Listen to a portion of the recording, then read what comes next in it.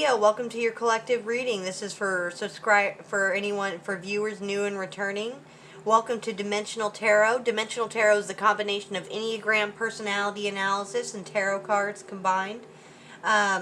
Be sure to check out your sun, moon, rising, like, share, subscribe. All those things help with metrics.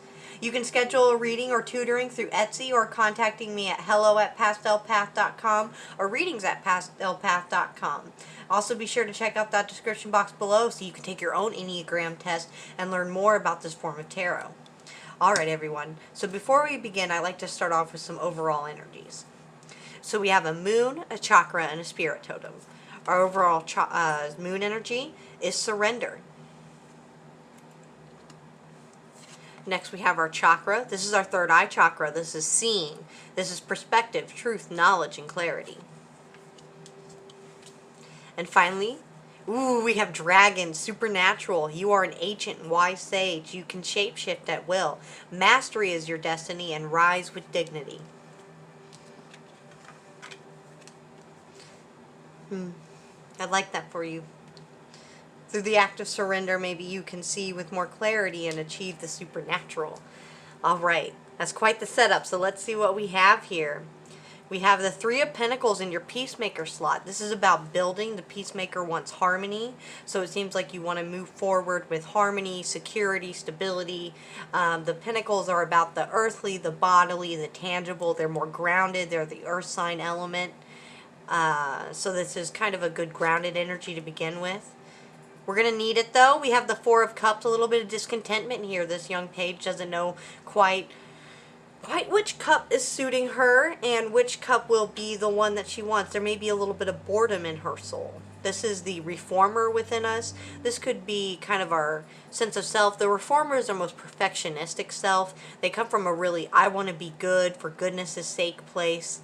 They're kind of like the priest of the Enneagram. So there could be things that you're weighing over within yourself, moral compasses that you're kind of looking at, and maybe things seem kind of bland.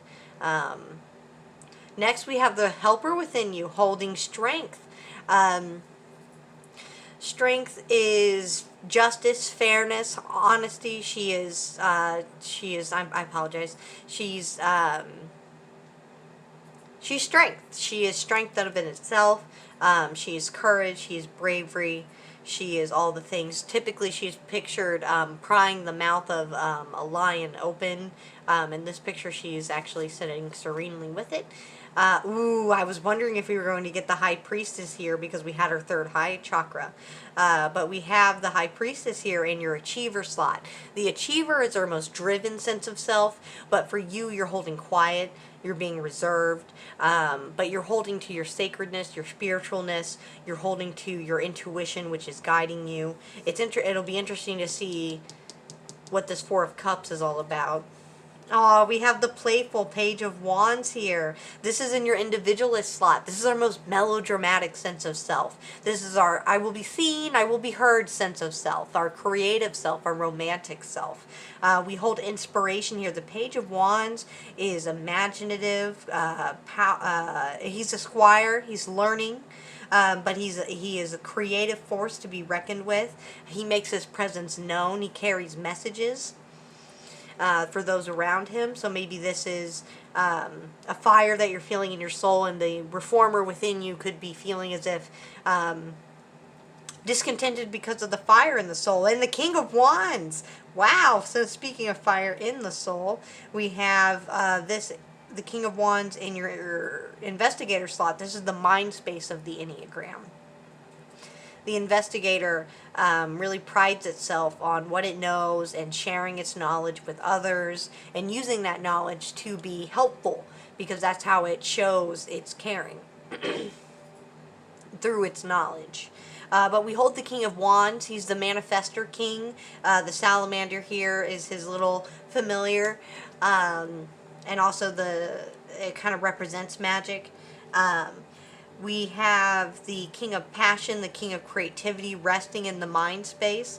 We have the Wheel of Fortune here at the Loyalist slot. The Loyalist is the most dogged part of our heart. But the Wheel of Fortune is kind of like change. And the loyalist doesn't like change per se, but our job on the Wheel of Fortune is to go with it as it turns so that we don't gunk up the wheels of fate. We go with the hands of fate. We can't, because if we go against it, then you're just going to delay your progress. And that's when life will feel rather wonky. Next, we have the Queen of Swords. She is your wishes granted. She is justice. She is truth. She holds her sword high. She beckons you to come here with one hand open towards you. Come towards her, but she still has that sword drawn, so be careful. She's very sharp. There's not a lot of fat on the meat that she serves, but it's just a straightforward nature. This is the enthusiast within us, the spontaneous part of us is sashaying through life, sword in hand, ready to take on challenges. And challengers has the Eight of Swords. That's rather sad to see because it's self-victimizing energy. You have a very good tarot card spread. But in our instinctual energies, in our anger energies, maybe these could be repressed feelings that the peacemaker is using. Maybe you're using work. There's something here. We have the Three of Pentacles, the High Priestess, and the Wheel of Fortune. There's this little inner triangle connected here. There's something you're building with your intuition. The hands of fate have maybe brought you an opportunity. It's invigorated you, it's impassioned you. There's a part of you curious, should I take this opportunity?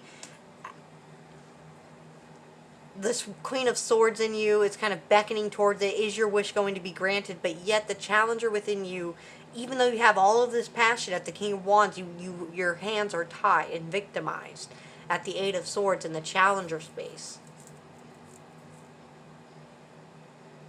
But you can transform this into strength.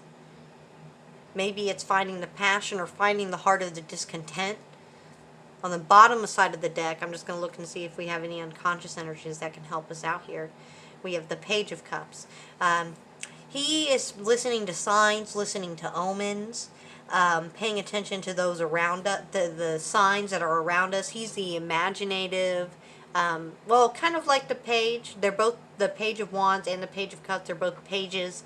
They're still learning. They're all imaginative, creative in their own right. But the Page of Cups is visionary, psychic,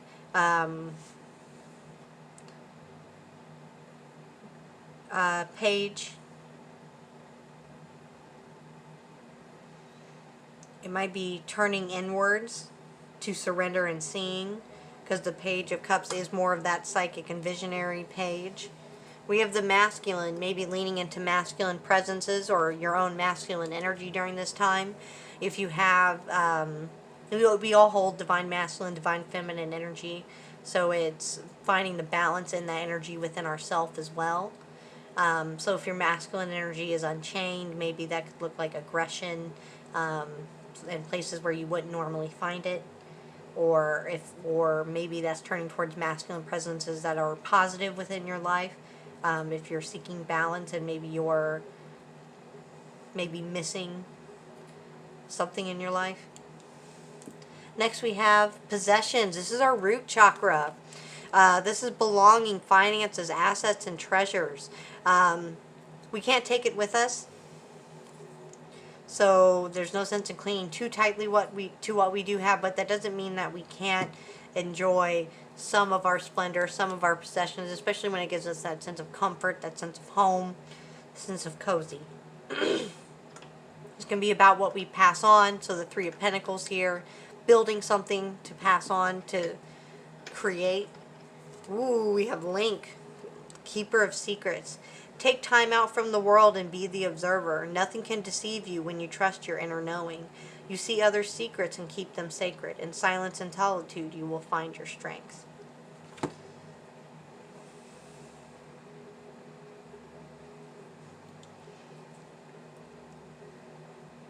I really like the connection here with the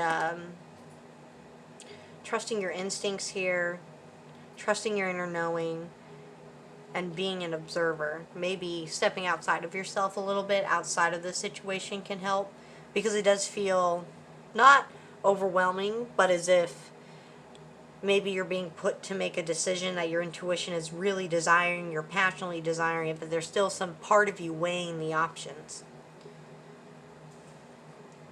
But I think maybe some time spent with the self, time spent with source, meditating or doing your own practice can help guide you through this.